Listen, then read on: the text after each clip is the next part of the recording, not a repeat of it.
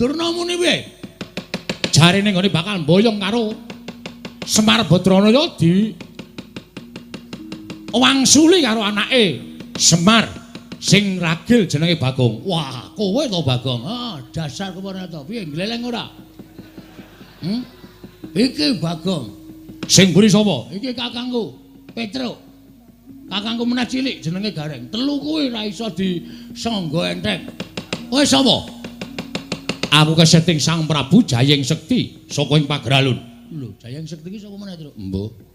Mesti seswane Durna kuwi. Heeh, mestine. Kowe anak buahe Jayeng Sekti. Yo, dasar Paranyata. Jenengmu sapa? Sumbang Surajigja. Wah, cah pelit lho. Cah pelit piye? Sumbang Surajigja ora nyumbang ora apa-apa. Duapure Bagong ora. Areng apa kowe? Goleki sing jeneng Bagong sing nantang karo Begawan Durna. Kowe mepalangi Begawan Durna kene mboyong karo Semar Badranaya. Apa wis kandel kulitmu wis 100 balungmu? Ya urung, aku urung atos. Balungku urung kandel kulitmu. Sing penting wong gelut ki hitungane mung wani kok, Mas. Aku wani, kowe wani, rampung ngono rasa dadak ngetes 100 balungku apa kulit-kulitku rasah kesuwen. Kowe wani, aku wani. Lho, kowe wani karo aku. Sing tak wedeni apamu? Minggir to, minggir to. Ya. Mun ndak kedupak aku. Oh iya. Wes aku wis pencak medeni lho. Wani, sing tak wedeni apamu? Ora minggat suarep aku. Kramasi epek-epek. Sik, aku esuk mau wis kramas. Lho, tegese kramasi epek-epek iki? Tak kramasi sirahmu, tak nggo gatheng sirahmu. Weh lah, penyakit ke Sumbang Surajigja. Ora ngerti kridane Bagong.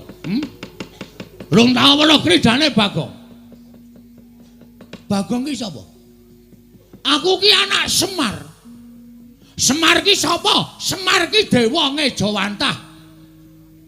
Kae Sang Hyang Ismanta. Ismaya, ha? Ismaya. Ismanta apa Ismaya? Ismaya.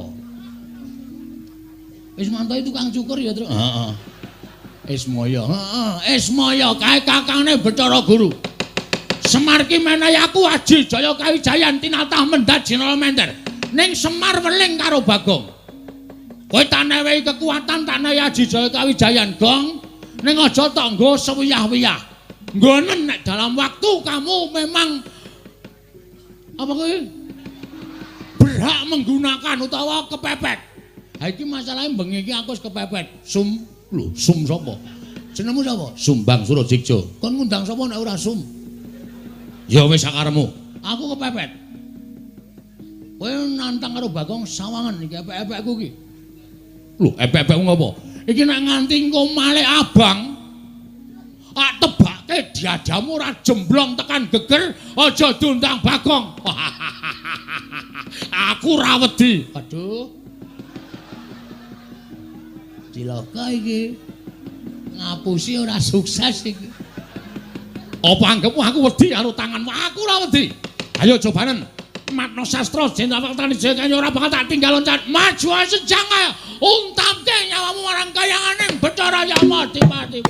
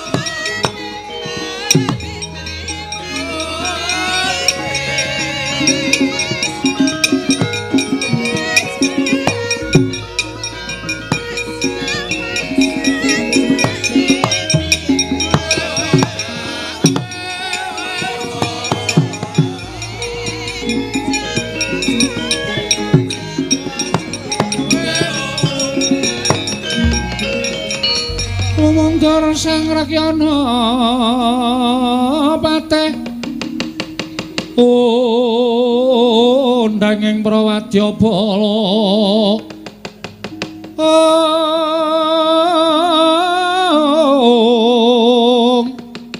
Pok sur tambur myang suling pepandhen dalutak miwa bandera kandha mawarna Pindha Jala Driyana Sri Kawuryan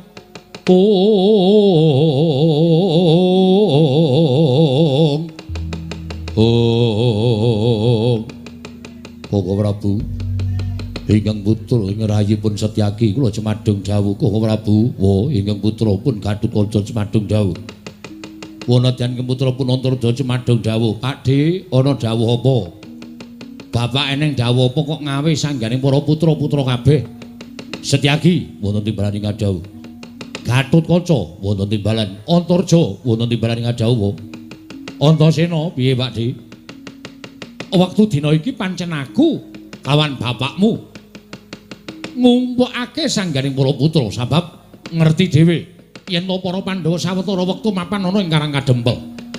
Wigatine nedya mbangun negara Ngamarta ya Karang Kadempel.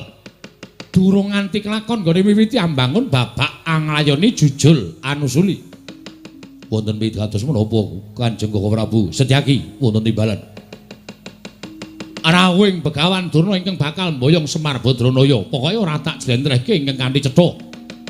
Wase pendak-pendak Kurawa ingkang dipandhigani dening Begawan Durna apa dening Pati Sengkuni yen to tekan ngendi papan mesti bakal gawe geger, mesti bakal gawe kisruh. Mriki. Mula dina iki mau Begawan Durna padu karo Bagong. Monggo tak wis padake Bagong wis melayu rikat bakal methukke prajurit sing digawa dening Begawan Durna. Kowe ngerti Bagong kuwi dadi pamomonging para Pandhawa. Setyaki sithik akeh wis tau tate nampa pangudange Bagong. Gatotkaca semono uga tau dimong karo Bagong. Antarja tau dimong karo Bagong. Antasena ya tau dimong karo Bagong. Kabejaning Panakawan iki mau nek ora tok males sarta kowe ora iso dadi pengayoming Bagong. Ora ana gunane nggonmu duwe batur Bagong lan Panakawan liyane. Lajeng parempat Kanjeng Koko Prabu kados pundi? Durna laku jantaning Bagong yen ana apa-apa tandang ana yen pancen Begawan Durna gawa wadyabala mbok singkire saka Karang Kadempel aja gawe geger Karang Kadempel mriki ngestaken dawuh lajeng pangkatipun ingkang rayipun Setyaki Bencang menapa mriki po pangkatipun ingkang putra Pringgondani Bencang menapa pangkatipun ingkang putra Jangkar Bumi Bencang menapa ora ketang sambung ngobor cara lintang mangkat dina iki mriki ngestaken dawuh aku mangkat dina iki ya Pakde ya Antasena sing ati-ati aja kaya bocah cilik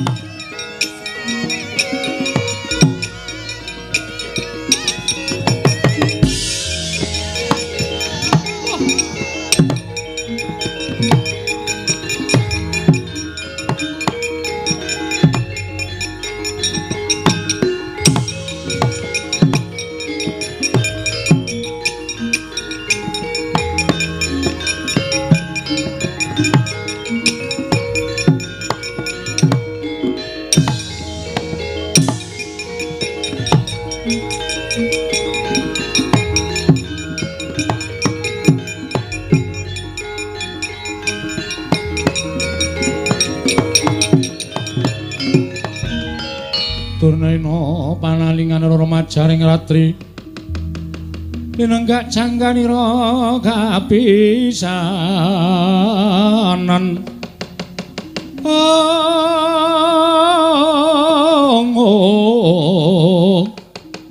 aneng perang Bratayuda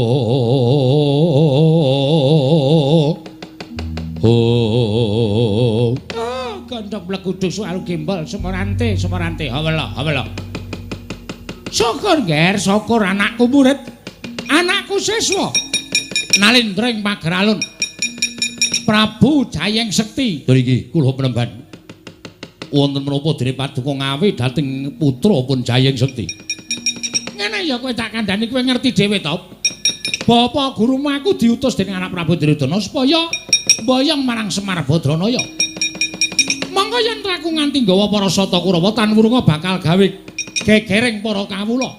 Mula aku tumuli nggawa kelawan kowe siswaku nalindring pageralun. Supaya kinarya jejaka yen ana bobol boroting lelakon ana ingkang maraja saka sela-selaning garu. Lajeng parengipun nggonku mboyong kelawan Semar Badranaya iki mau gagar wigar tenantuk karya. Sebabipun menapa peneban?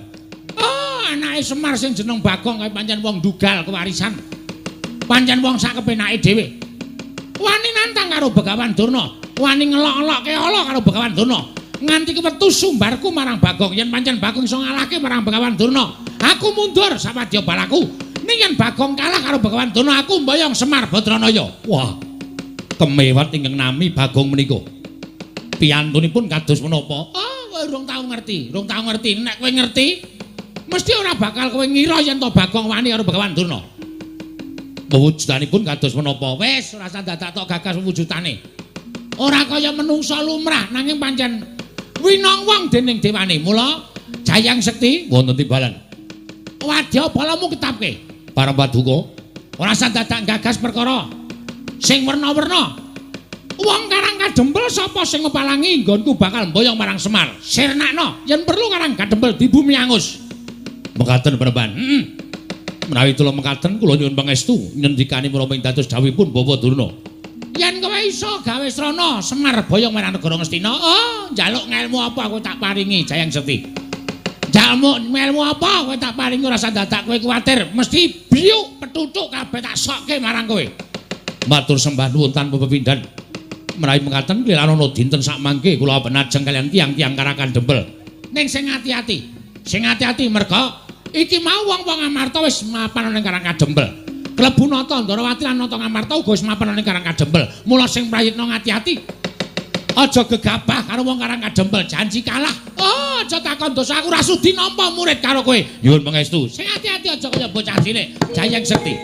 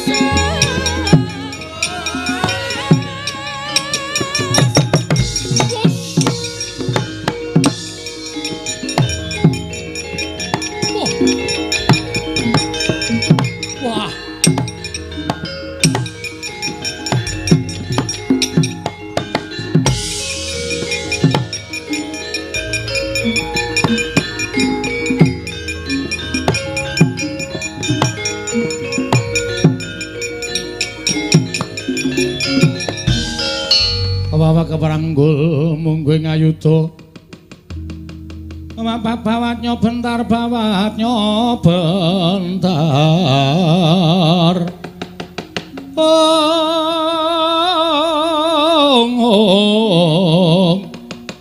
kebabaknya mungguing logo. Oh, walah kaget aku. Awan-awan tak kira ning demit jedul.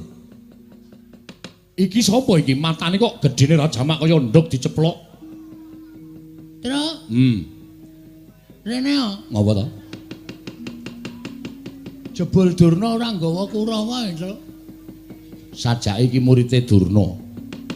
Durna ya ora mung kok nggawa Kurawa, nek ora nggawa Kurawa mesti nggawa murite. Wah, lah kok iki kok awake keker kaya ngene. Ha terus? Piye iki sapa sing arep mungsuh iki? Lah kowe maju nomor 1 iki ngopo? Tak kira Kurawa. Kurawa wae ana sing tak incem. Sapa? Citraksi. Lah ora Citraksi ya Durmagati sing anteng-anteng. Ha iki kok wah wis tatone gambar jangkar nggonrengen. Gentro iki to. Yes men.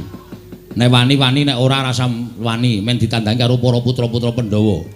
Nek nganti aku mundur isin. Ha. Wis men tak lakonane, Truk. Mun nek kalah, wong menang wong perang hitunge ming loro, menang apa kalah? Menang kondang, kalah wis modar ya tak lakonane. Anakmu cilik-cilik lho, Gong.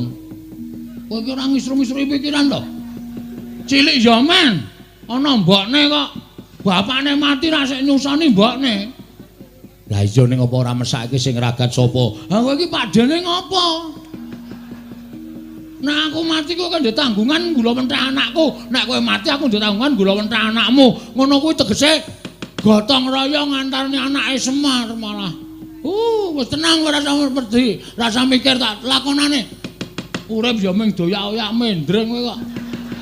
Mbok ya wis anggere esuk 2000, awan 2000. Borose ora jamak-jamak. Saking dene kowe kok go. Lah pitene nek wong ra duwe aku ciduk kowe tak kredit kok. Men ciduke kok dikredit. Ora iki sapa kok dememeng wae sapa kowe? Takoni ora ngaku malah omong-omongan karo kancane. Takon ya aku. Yo, dasar Waranyata, putra Njodipati. Gong. Rasane aneh. Iki ngedapke mungsuh. Ngedonke mungsuh ngene iki. Ah putra Njodipati arep Antasena. Ndara Antasena ana nek nganti konangan malah kowe diajar Ndara Antasena. Eneng apa? Ya eneng. Antarja. Antarja ya ana. Gatotkaca ya eneng. Aku dudu putra Njodipati. Lho. Iki molak-malik iki piye? Senopati Ndarawati, Ndara Sencaki ya ana. Alah sing ora ana sapa? Aku putra Madukara. Wah nek anak Madukara iki pirang-pirang. Ndara Abimanyu ora ana. Oke, tak ngaku lho. Satriya Tanjung Anom Raden Abimanyu. Wah. Abimanyu. Aku wis tau ngerti nadyan liwat gambar. Abimanyu iki dapure ora kaya kowe. Aduh, ya wis ganti. Jeneng kok gonta-ganti ora, Ndeng, aku bature. Aku Bagong. Ah, iki sing kandhake Begawan Durna mau. Durna muni piye? Jarene nggone bakal mboyong karo Semar Badranaya di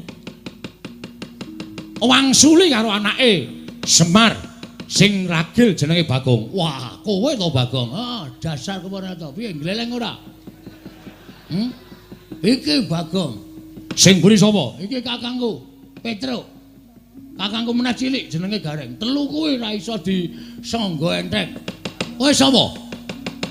Aku keseting Sang Prabu Jayeng Sekti saka ing Pagralun. Lho, Jayeng Sekti iki sapa meneh, Truk? Mbuh. Mesti seswane Durna kuwi. Heeh, mestine. Kowe anak buahe Jayeng Sekti. Yo, dasar Waranyata. Jenengmu sapa? Sumbang Surajigja. Wah, cah pelit lho. Cah pelit piye? Sumbang Surajigja ora nyumbang ora apa-apa. Duapure Bagong ora. Areng apa kowe?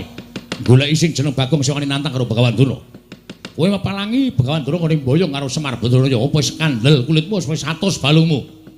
Ya urung, aku urung atos balungku urung kandel kulitmu. Sing penting wong gelut ki hitungane ming wani kok, Mas. Aku wani, kowe wani, rampung ngono rasa dadak ngetes atos balungku apa kulit-kulitku rasah kesuwen. Kowe wani, aku wani. Lho, kowe wani karo aku sing tak wedeni apamu? Minggir to, minggir to. Ya. Mun ndak kedupak aku. Oh ya. Wis aku wis pencak medeni lho. Wani, sing tak wedeni apamu? Ora minggat suara aku. Kramasi epek-epek. Sik, aku esuk mau wis kramas. Lho, tegese kramasi epek-epek iki? Tak kramasi sirahmu, tak nggo gatheng sirahmu. Weh lah, penyakit ke Sumbang Surasiksa. Ora ngerti kridane Bagong. Belum tahu apa kridane Bagong. Bagong ki sapa? Aku ki anak Semar. Semar ki sapa? Semar ki dewa Ngejawantah. Kae Sang Hyang Ismanta.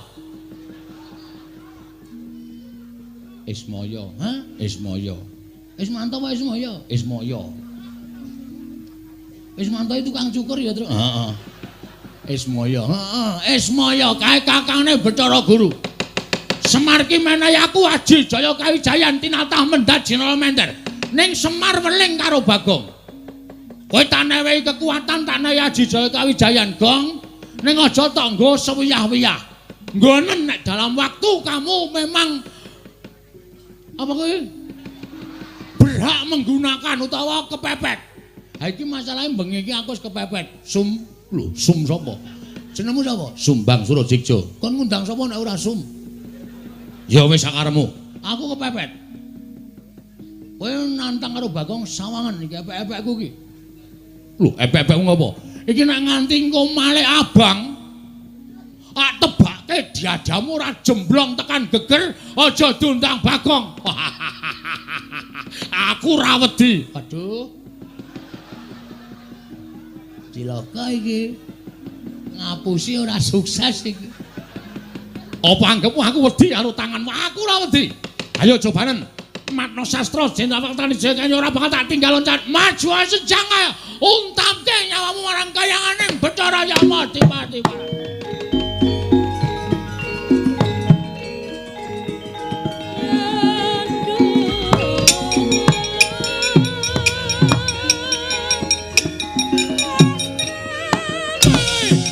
Biar kowe.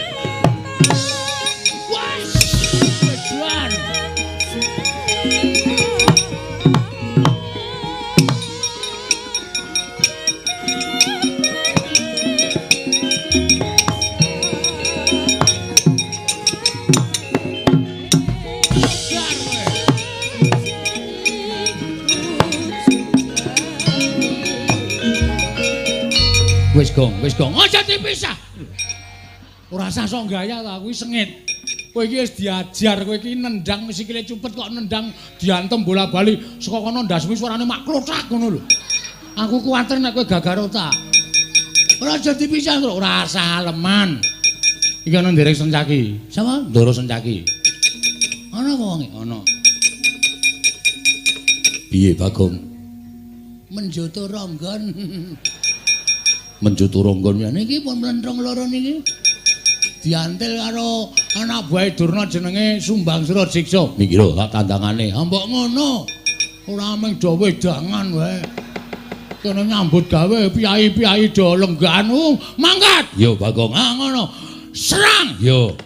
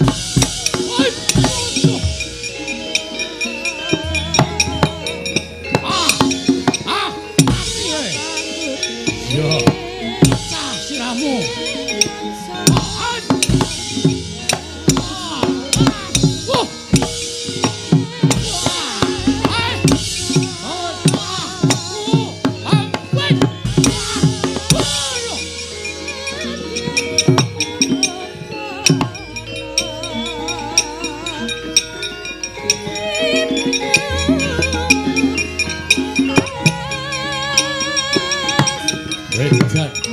Mati kowe. Wah. Mati pecah blang. Oh. Jebol dadamu semiran.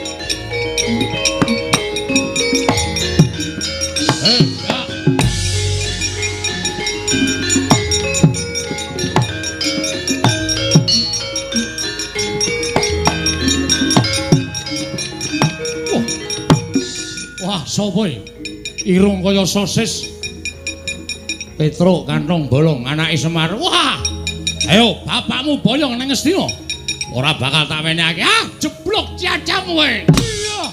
Wah, mati kowe. Oh, iya.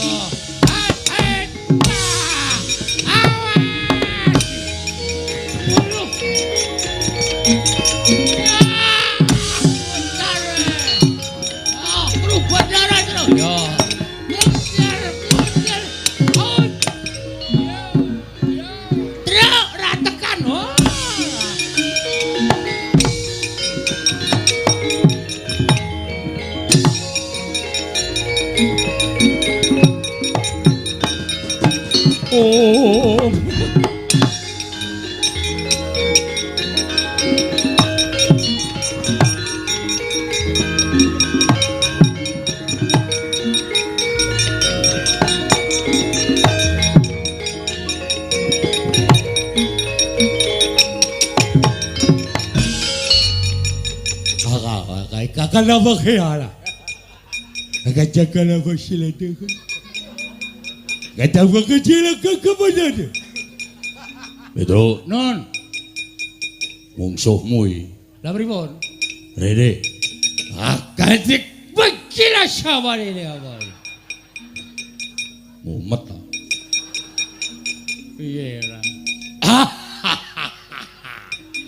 Agak apa sila tu?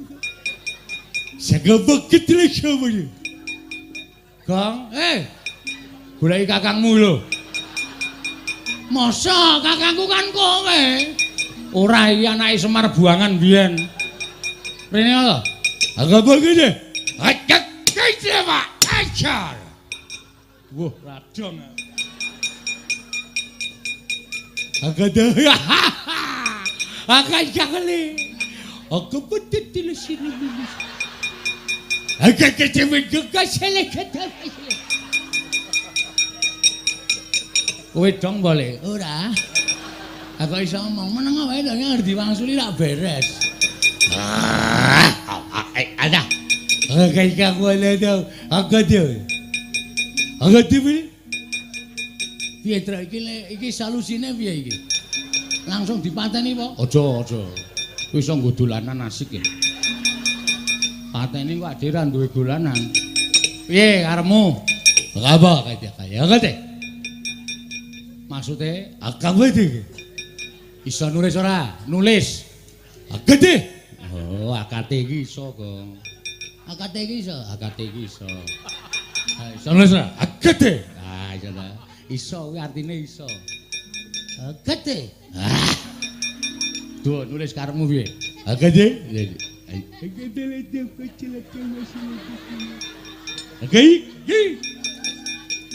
Oh alah, jenengmu sapa? Hello. Oh iya, aku Petruk. Aku. Ratukan keselaka kelumpuk. Kerupuk dengkulmu melocot ya. Petruk, kada. Akade aja lah kada ya. Akade. Aku bener akade. Tulis. Akade begini. Iya. Aku Bagong. Gelem babagan. Heeh. Rada jelas ae, rada jelas.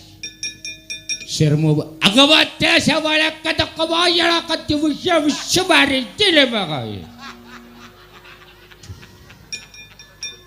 Puyer Patro ora. Ora isih kuat aku isih kuat. Apa sing gedhe kemene jelek apa jene. Tulis. Aduh buku di mana. Oh, akeh banget. Heeh. Ngerti dek ini. Agak ada baik. Agak ada baik. Atau kemasih kita. Akan terjadi kita kita kemasih. Mongko ngono dadi nggo dolanan. Sakake ya kok. Heeh. Wah, pesone apik iki, Truk. Heeh. Aja dijukuk kuwi nggone wong mati kuwalat. Wong mati ki ora krasa apa-apa kok kuwalat. Jukuk iso nggo mbleh wedhus. Ha iya. Baja putih. Heeh. Jarike bathik, Truk. Aja to, Gong, iki ora malingan ngono lho. Ora apa-apa wong mati ki ora krasa kok. Copot jarike. Waduh, klambine iki iso nggo jaket nek turu, Truk. Ha iya wis. Wis lumayan entuk-entukan. Ben copot nggo cilekke.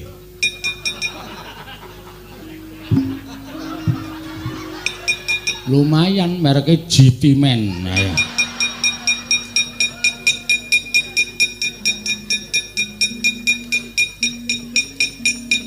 Wedan mlendis ora diturai apa-apa. Oh, jan bocah-bocahane do. Wah, ketreki banget ne. Awitene aku mengentuk kuwi kok. Ki wangune ratune nggawa mbako. Apa? Kuwi mutah kuwi. Oh. Tak jukuke Patro dilinting gah. Kena disumet cepete ra jamak-jamak. Brongo cangkemmu mesti. Ayo sapa sing arep ganggu marang kacemel kaya.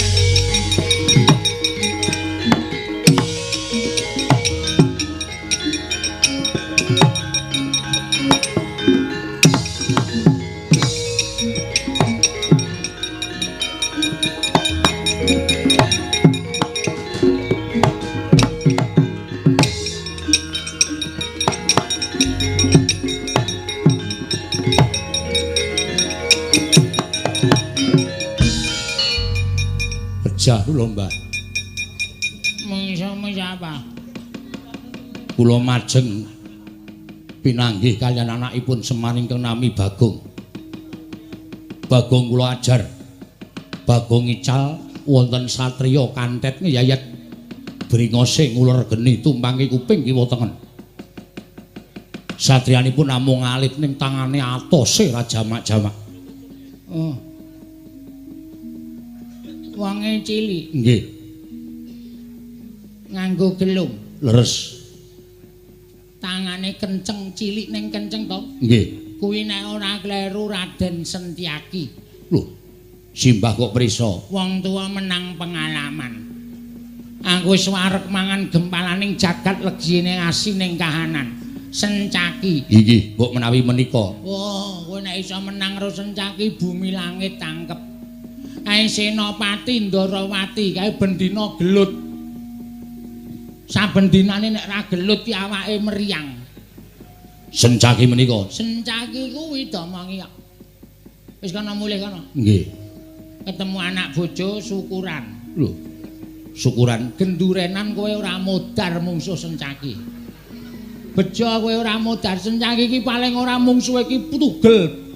Boyoke putung tangane stimpal baune kuwi diremuk karo Sencaki kowe mulai wutuh ki bejo kena ngabari tangga teparo gendurenan kowe ora modal nggih tasakuran oh nggih wis tak kendhawuh Sencaki aja pisan-pisan sesuk meneh nek nang wayangan ketemu Sencaki aja gelem dilakokke oh nggih ndak sesuk nek wayangane kowe mati kowe ora metu meneh. Oh nggih, ngestaken jawab. Wah. Mungsu apa? Anakipun Semar naminipun Petruk. Arep batur mbok gedibal ping 17. Nek nganti kowe iso menang mbok aku meguru karo kowe. Tiyangipun tandangipun sak pinake dhewe. Kula dibut loro karo anake Semar sing matane gedene ra jamak-jamak. Kuwi Bagong, wong loro kuwi pancen wis kompak. Nek gareng kowe ora pati ya, nek wong loro kuwi jan wis kaya tumbuhe entuk tutup. Inggih, Mbak. Ana mundur. Inggih. Aduh mati aku. Iki kaya udu perjuritku iki. Gong, rene yo. Iki ya bisu Truk. Bisu ndasmu iki. Kok iso omong. Tak kira nek bisu arep tak nggo dolan. Sapa sing ora tepung karo aku tau bintangi film Gairah di Semak-semak. Ora mati dening aku derajat apa kowe?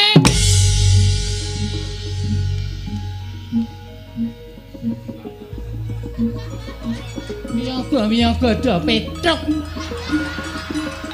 Jeleng kuwi kethuke kedhuk ngono kok tok. Kalau bayar piro kowe? Semangkean ora.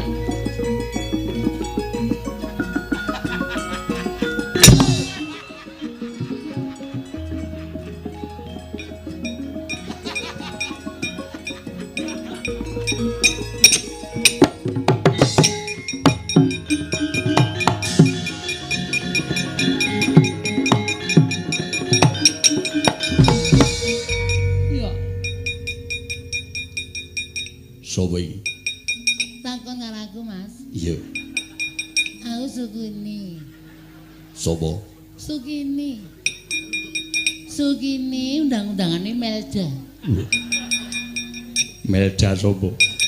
Sukini ya ampun Mas iki cilik ning ganteng banget sih Mas. Apa jenengmu, Mas? Aku Setyaki. Setyaki Setyampuh aki cilik. Ya ampun cilik ning ampuh. Iya. Ora kuat aku mbangane gedene ngempuk. Iya. Lu wong cilik ning ampuh. Iya, dasar Purayada kowe sapa? Sukini. Kini su. Arep ngopo mrene? Gelut. Ama Suramrata Jayamrata imbang yen padha-padha. Ayo Mas, gelut. Tiban tangan pecah siramu. Timban ati ketiban alatku musik mati jeneng aku. Alat musik endi? Iki lho Mas. Wiki ambiar. Gilane. Ya ampun, Mas Setyaki mbok yo didadekke sik regane. Ya ampun. Melayu ya ampun. Gilane. Nggih, wonten dawuh, mundur nggih. Sampeyan kewirangan. Mungsuhe ora kaya sakbaene. Kula ingkang badhe nugel janggane pun boten saged kula elekke, kula semanggaken.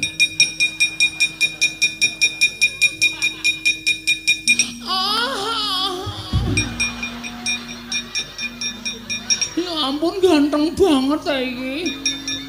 Sapa, Mas? Gatut Kaca. Gatut Kaca ya ampun suarane gedene ra jamak-jamak. Dadaku deg-degan.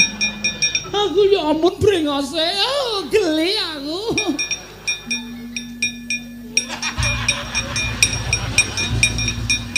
Raden.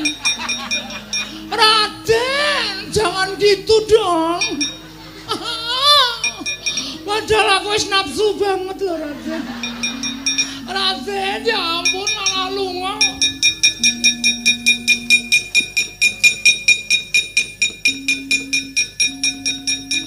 Waduh, ya ampun wong karang dempul ganteng kabeh. Ya ampun sapa Mas? Antarja. Antarja. Antarja ya ampun kaya antar pit antar. Ih. Ya ampun ilang Angslep nang bumi ya ampun maslep ngono wi merinding aku. Aku biasanya ya dislep ngono. Ya ampun, bilang.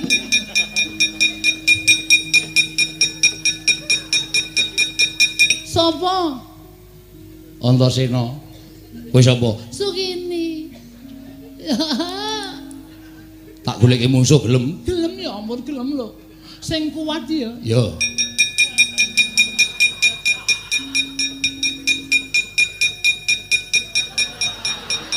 Pak, owo. Mungsuhe ampuh banget. Paman Setyaki Kakang Garukaca Kakang Turjo melayu kabeh. Aku ya arep melayu. Wah, edan. Yen kewirangan wong tuwa.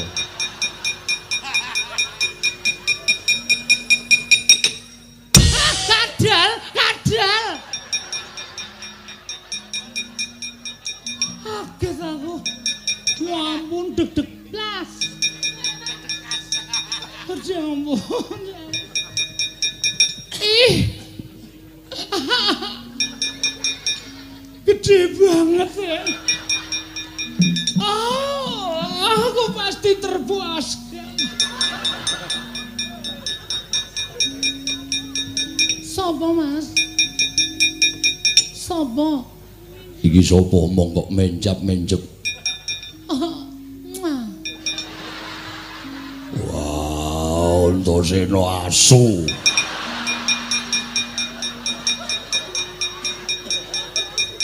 Wong tuwa diabus. Mas, ya Allah, gede banget aku wis gak iso mbayangke. Semua musuhku lari.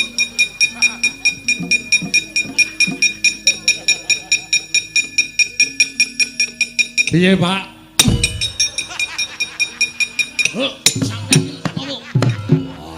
Ora mbles bumi lak kecerdasmu. Wah, Werkudara ditukke banji.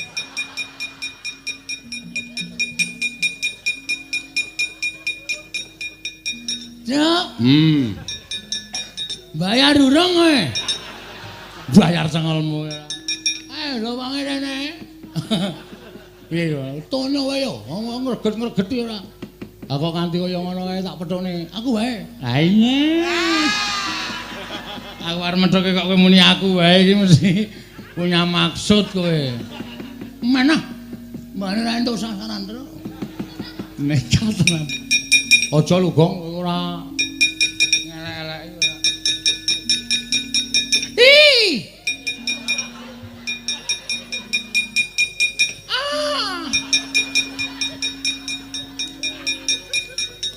Piye Gong? Karo rupaku gila wae ya.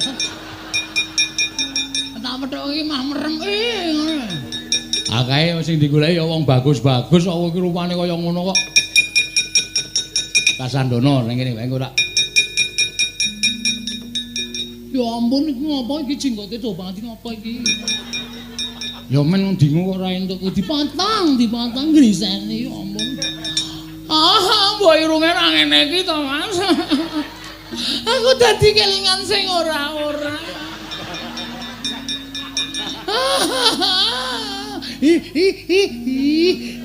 Gemes aku.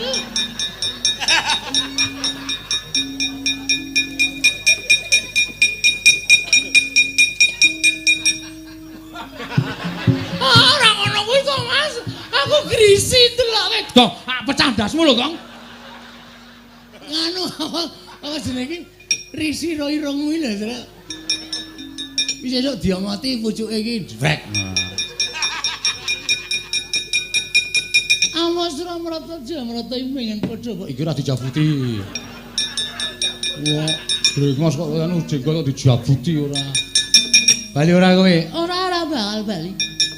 Isih nyamene kok kon bali ya ampun isih ana wektu 2 jam. Aku ki nek kukut jam 3. Angger jam 3 ora ana pelanggan kae, sepatuku terus tak umbelke. Aku terus melayu sifat kuping ndak konangan Satpol PP. Mulai ora kowe? Ora mulai, sesuk ora mulai, saiki ora mulai. Aku mau mulai. Awas ora mata jamrat ayo Semar endi? Semar. Toko Mas Semar. Tak boyonge legane atiku.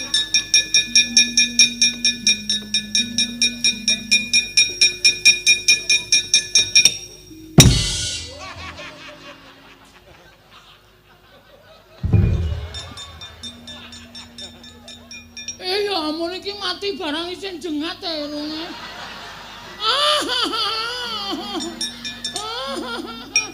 Ayo, arti ayo. Wah, kurat. Modar ora. Petruk ki ya senengane ora.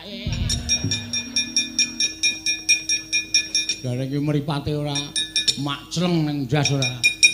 Marahi maksiat ngene iki.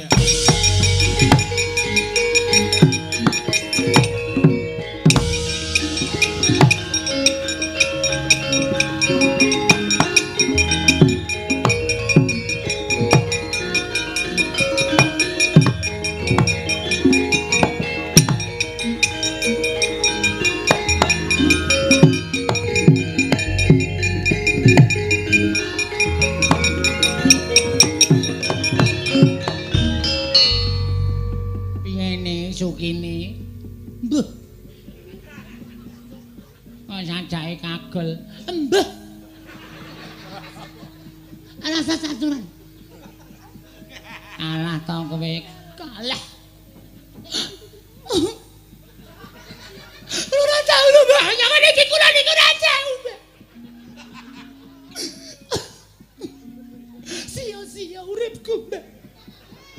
Loro-loro ati kula men disepelek karo wong karek gedhe.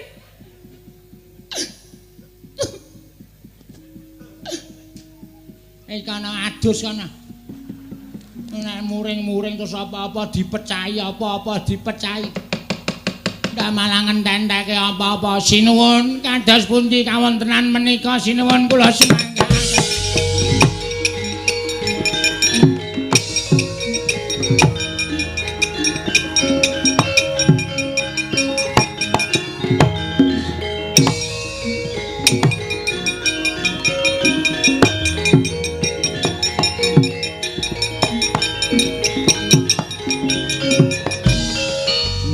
Anggro sesumbar lindho bumi kuncing kumaluduk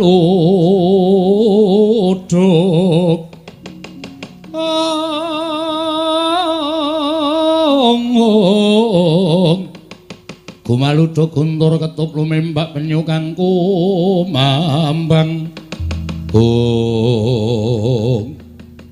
prajurit padha piyaos sak landhean. Wah, wangune wong karangan dempel ora kena disangga enteng. Konangan Prabu Jayeng Sekti ora padha kukut genderan aja tuntang nata pagelaran barat.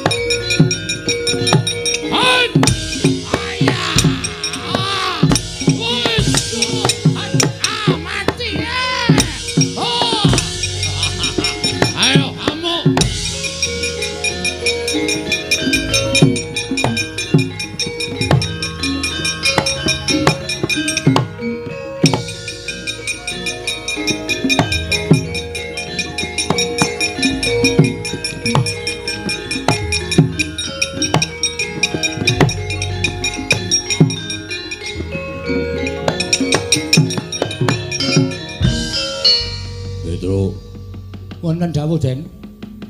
Anak-anakku do bubar. Gatotkaca ndelik nang Mega Nurja ambles bumi Setyaki mlayu golek papan pendelikan. Eneng apa? Sing maju murite Begawan Durna. Jenenge kula mboten ngerti. Ning ingkang rayi Ndara Setyaki dipun cokot dipun getak kontal, Ndara Garukaca dipun cokot dipun getak kontal.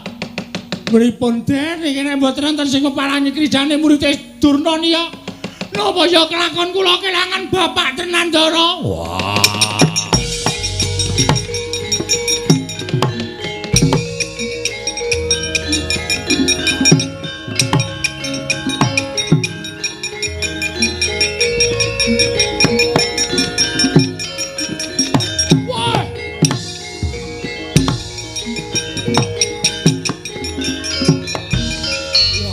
Wong gagah Werkudara. Sapa siswaning Bengawan Durna? Prabu Jayeng Sekti. Ayo, meneke Semar apa ora? ora bakal tak wenehake. Wah, lakon kene pancangka.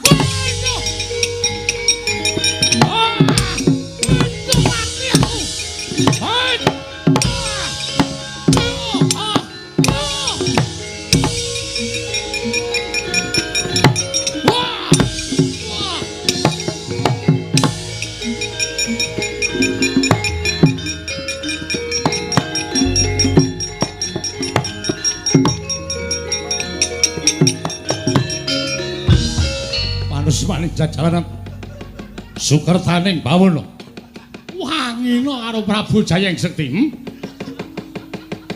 Ora minggat saka arep aku tiban panah Kyai Candra Wirayang. Ya Kyai stop kontak. Ora kakon mati dereng aku derajat apa.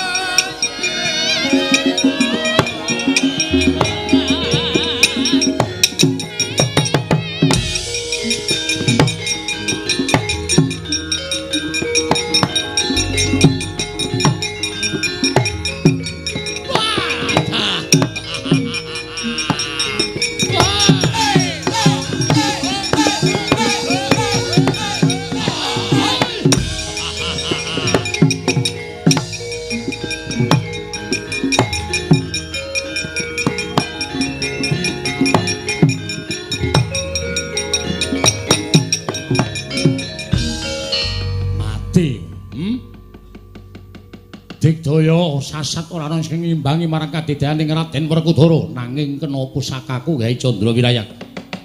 Ora nggledak apa dianggep aku ora iso ngalahke karo kowe? Ayo, ora bakal bisa nglawate prajurit lemboke pakun cara nganti uwal para Pandhawa.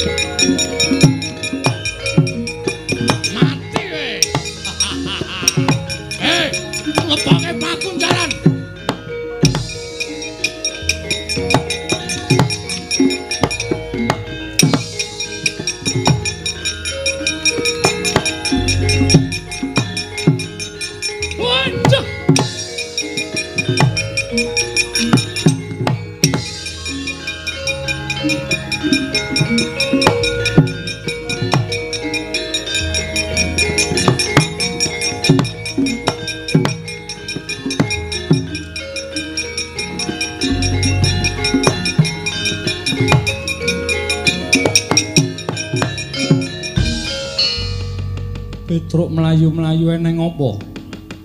Ngaturaken driwasan Ndara. Nek kula matur napa Ndara mboten kejot penggalipun mboten kaget. Kowe arep matur apa Petruk? Katon gugup.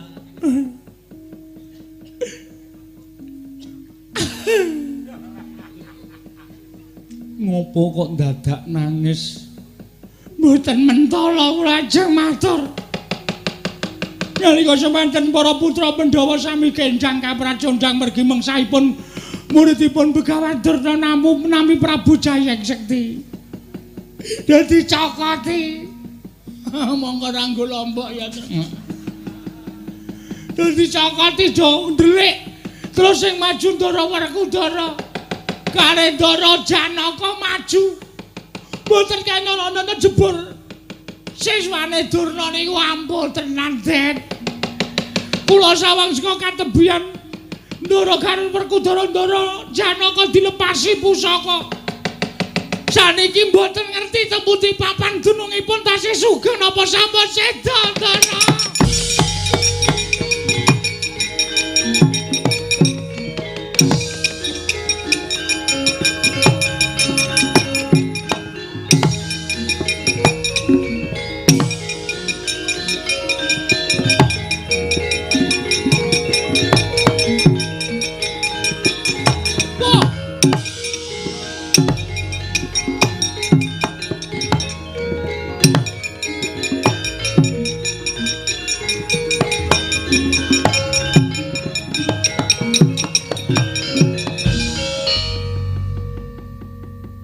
Sewu sinuwun. Sepinten kalpatan kula diagung pangaksami. Menapa paduka ingkang namipun Prabu Jayeng Sekti? Yo, wis apa? Dipun tepangaken kula menika pambayuning Pandhawa, kula pun Darma Kusuma. Wah, dal. Nalindra Ngamarta Prabu Darma Kusuma. Inggih, mila mekaten. Sowan kula wonten ngersa maduka Gusti kula Prabu Jayeng Sekti namung badhe nyuwun dawuh. Wonten pundi kadang kula Werkudara menapa dene Arjuna menawi tasih gesang papanipun wonten pundi nanging menawi sampun pejah niating manah kula namung badhe bela pejahipun kadang kula kekalih sinuwun. Prabu Darma Kusuma. Dulurmu wis ora ana. Dulurmu wis tekaning pati dina samengko wis tak kunjara mesti ora bakal tak wenehi urip dulurmu Werkudara karo Janaka.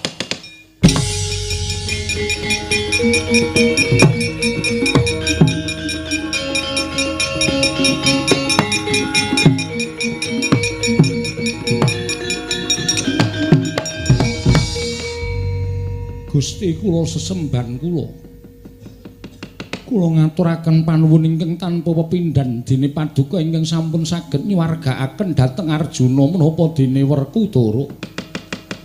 Mbok menawi sampun pinesti dhateng purbaning Wang Mahanasa sampun cekap semanten tulisipun kadang kula kekalih anggenipun gesang wonten ing Malam Padang. Malah sak mangke sampun ngantos kadang kula kewala ingkang dipun sampurnakaken. Mugia keparenging galih kula badhe nderek nyuwun tulung dhateng paduka sinuwun Prabu Jayeng Sekti keparenga amurba masesa dhateng gesang kula. Sampun boten wonten ginanipun kula gesang wonten ing Madyapada bebasan sarah mungguing lautan. Wastra lungset ing sampiran menawi kadang kula kekalih sampun boten saged kinukup gesangipun sinuwun. Kula nyuwun dipun sampurnakaken. Wah, candak pakunjaran papanmu Puntadewa. Wah.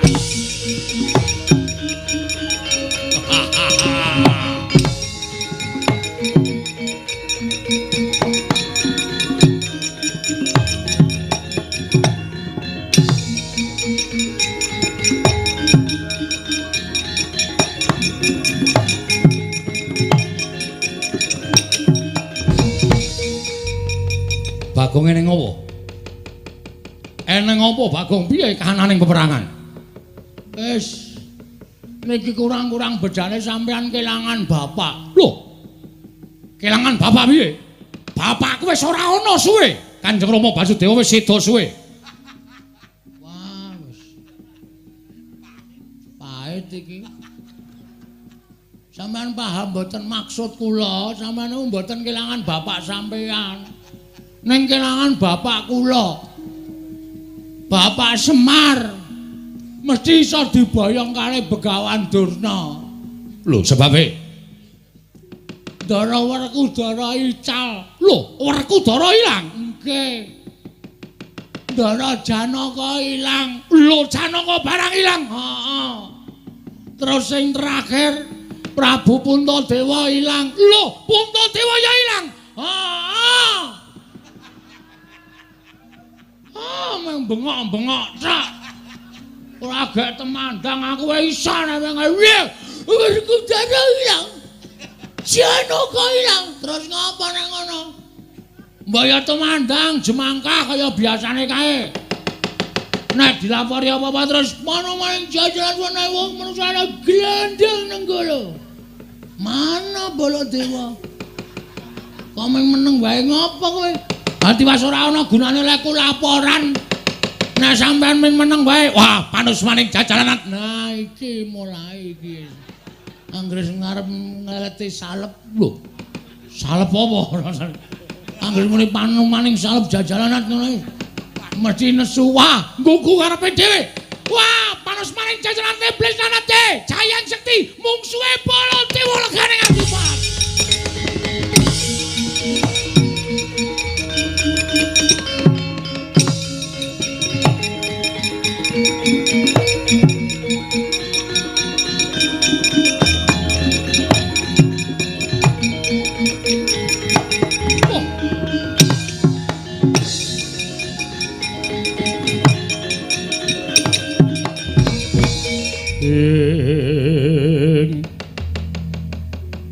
Tan samar pamoring sukma sinukmaya winaya wing asepi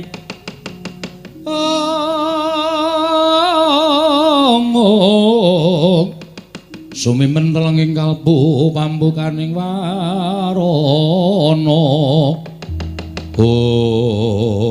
wah Ratu Mandura Prabu Baladewa ora pangling aku wis tau ngerti kondange yen duka mesti nggilani tandange. Ya. Ora bakal kowe tak mor marang para Pandhawa. Nanging kowe bakal tak gawe wirang. Keclorong Kyai Candra Winayang. Ora salin wujud dadi wujuding macan aja tundang nata Prabu Jayang Sekti Parat.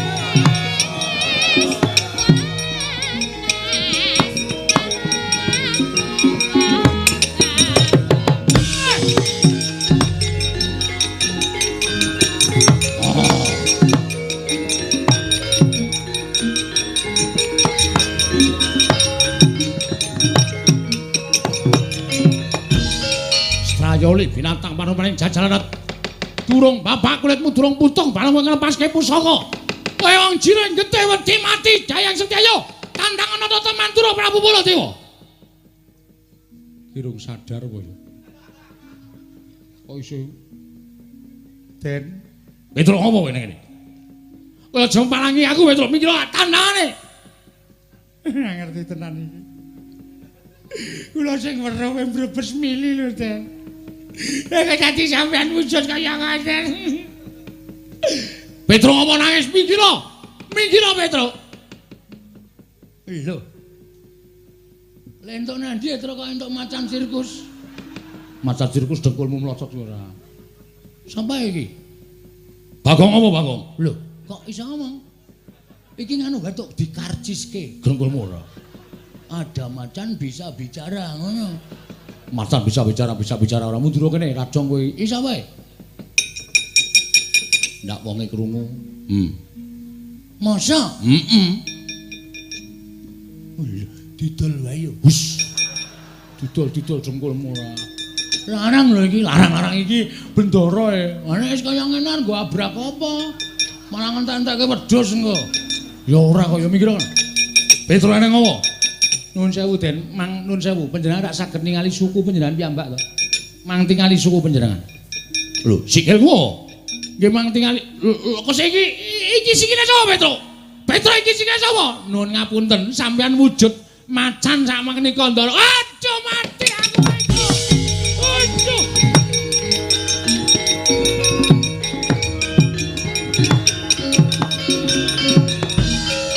Aduh mati, Petruk.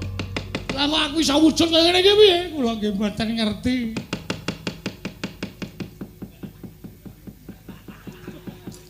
Kula nggih ora ngerti.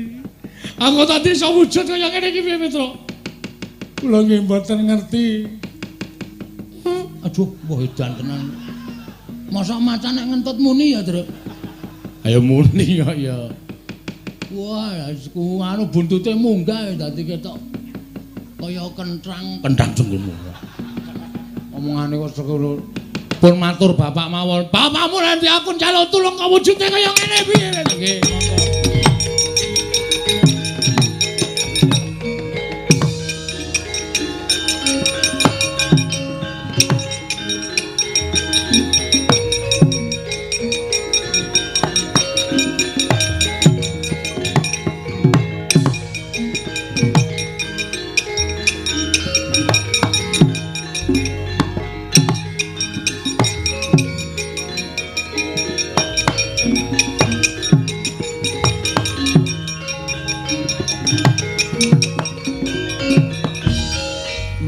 Den prayetna semuriris eka balik titiyani gandayani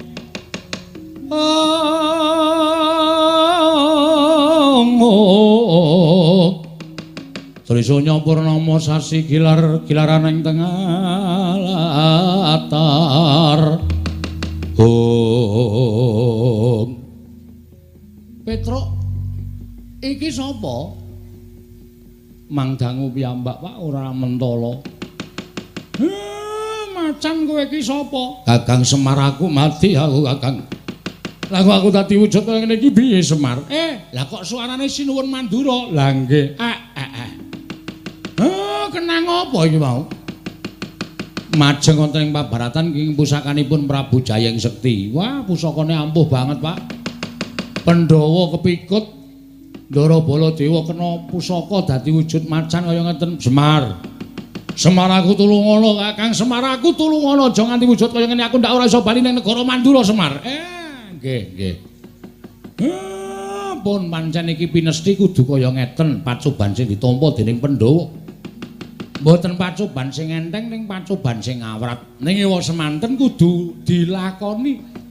Aja nganti disingkiri, aja nganti gresula. Nek gresula kalih nyingkiri niku padha karo ora percaya marang panguwasaning Gusti. Yo, Semar.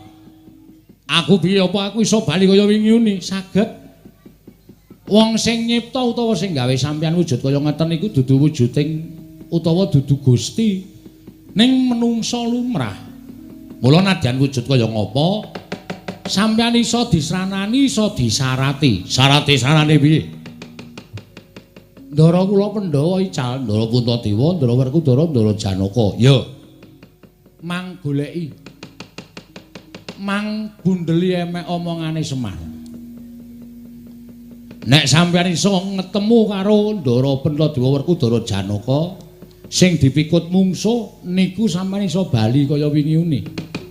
Nek sampeyan ora iso nemokke, nuwun sewu ya sak lawase kaya ngeten niku. Aduh, mati aku Petro piye Petro? Angge digoleki mboten usah bingung. Sampeyan bingung malah mangke ora ketemu malah dadi macan selawase. Ora coba Mandura kumplang. Iya, nggih pun di nganu lakoni mawon. Nggih Ndara dilakoni mawon.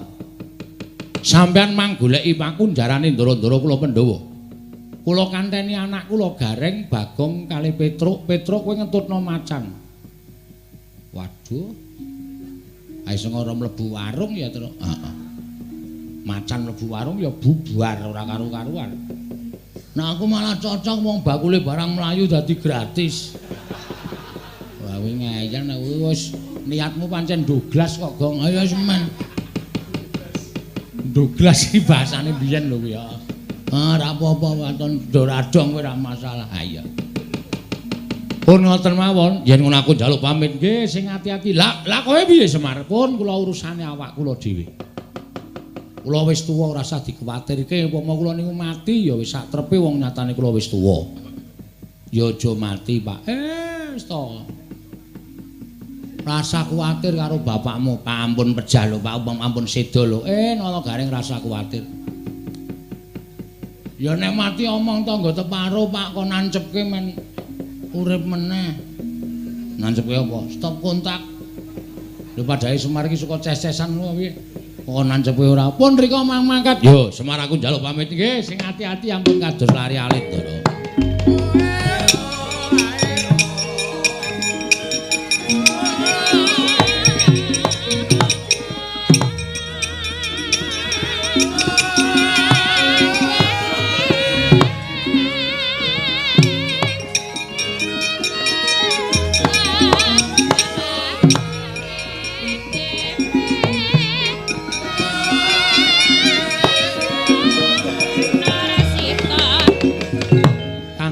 Semar Badranaya sigra mendhet sumping lombok abang dan banting wonten ing Bantala.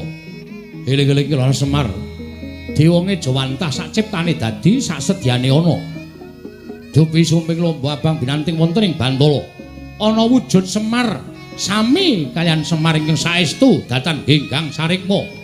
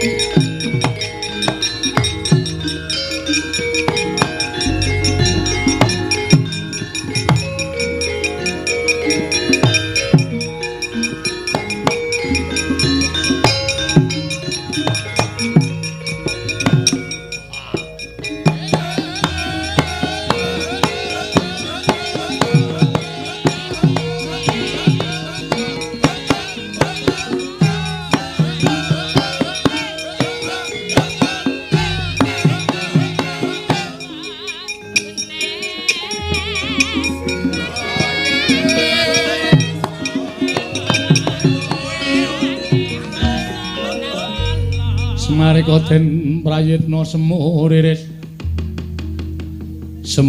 eka balik titiyane kandayane ing apa sing nganggo dada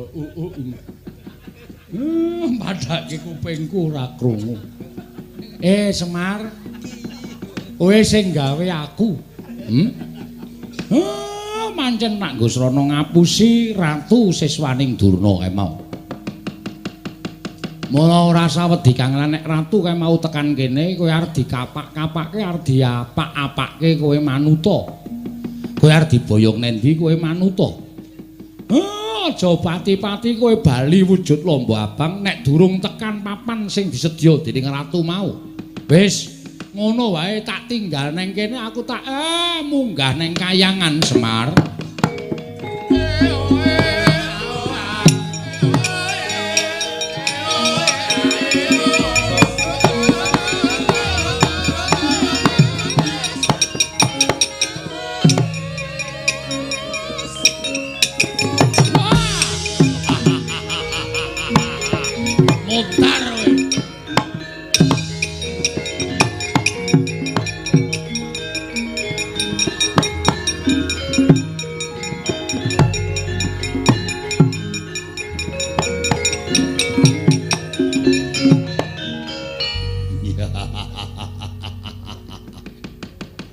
Wong digdaya ngaku kowe titis dewa.